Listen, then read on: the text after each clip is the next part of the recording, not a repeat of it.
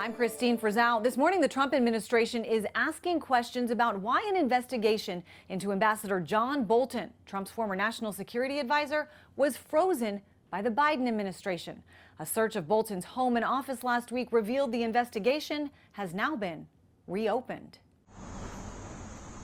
When FBI agents descended upon Ambassador John Bolton's Maryland home and his D.C. office last week, questions began to accumulate. What were they looking for? The White House insisting the FBI is only continuing an investigation it previously started in 2020 over whether Bolton sent highly sensitive classified documents to his family from a private email server while serving as national security advisor during Donald Trump's first term. He released massive amounts of classified and confidential but classified information.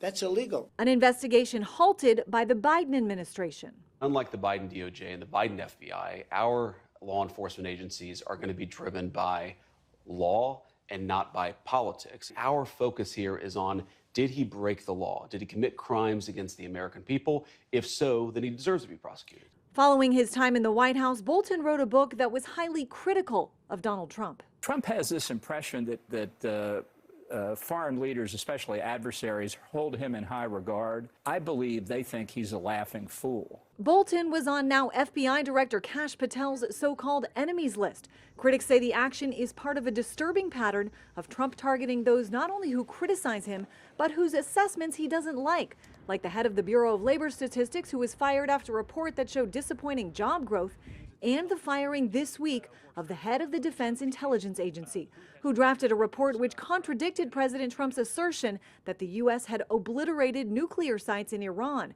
during a June attack. Anyone who stands up to the president, anyone who criticizes the president, anyone who says anything adverse to the president's interests gets the full weight of the federal government brought down on them. Trump's supporters have a different take. This is not political retribution. This is accountability. Now, prior to these FBI searches, President Trump had already revoked John Bolton's security clearance and his Secret Service protection, which he had gotten following threats to his life connected to Iran.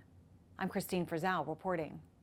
Former National Security Advisor John Bolton under federal investigation, accused of sending classified documents to his family from a private server while working for the White House. Now, this forced an FBI raid of both his home and office, which President Trump said he first learned about after seeing it on television. Joining us to discuss is former superintendent of the Chicago PD and retired special agent in charge of the FBI, Jody Weiss. Jody, good morning to you. First, good morning. John Bolton criticized and attacked Trump's handling of classified documents after the FBI raided Mar-a-Lago, and yet here we are. He's being investigated for leaking classified documents. Talk about the sheer hypocrisy of the left right now, who is calling this politically motivated. So then, what was the raid on Mar-a-Lago? Yeah, the hypocrisy is pretty rich, isn't it? You look at what happened at Mar-a-Lago.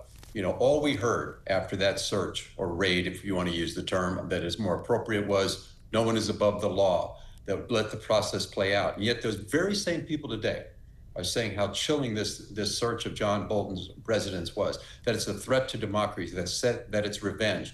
Do you know what I call it, Jan? I call it accountability. The lawfare that was waged against Donald Trump, if that goes unchecked, as the left has told us to do, just move on, there's nothing here, just move forward.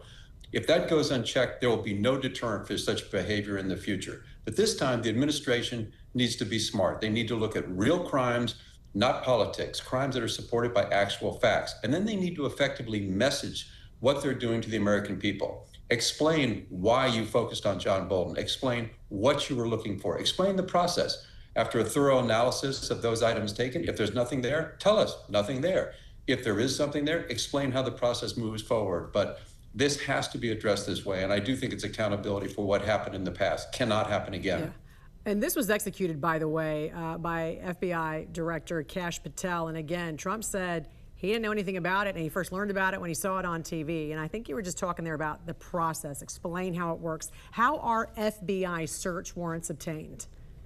Yeah, it's pretty straightforward. There's got to be two things. There's got to be probable cause that a crime committed. There's got to be probable cause that evidence of said crime is going to be at that location. An agent will then go in front of a judge and he will swear to those facts. The judge will then decide if those facts actually support the issuing of a search warrant. That warrant's going to be very specific as to the location and what can be seized. So in this case, the judge found that the probable cause stated in the affidavit, which we haven't seen yet, but it was satisfied, the facts were satisfied, and he issued a search warrant. So it's pretty straightforward. When are we going to see that affidavit, do you think?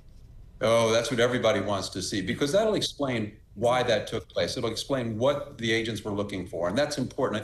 I think as soon as possible is be much better. The American public wants to know, what were you looking for? What's going on? How long? What's the holdup? How long does that take typically?